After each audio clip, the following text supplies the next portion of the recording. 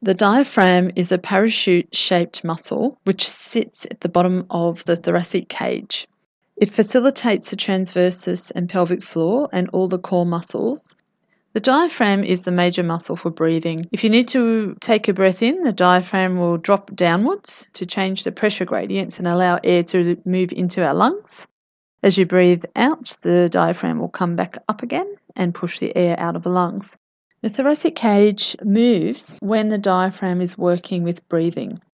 If you notice your client doing some lateral basal breathing, this means that when they take a breath in, they are not lifting their shoulders and the apical parts of the lung and the thoracic cage. They are allowing the bases of the thoracic cage to move outwards or laterally as they take the breath in. The lateral basal breathing is important for core function, but it's also important for reducing the tension around the muscles of the neck and the shoulders.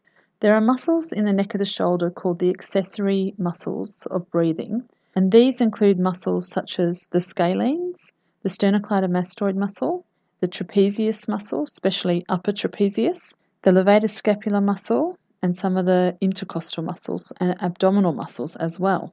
All of these muscles are designed to help and aid breathing and to increase lung function as required.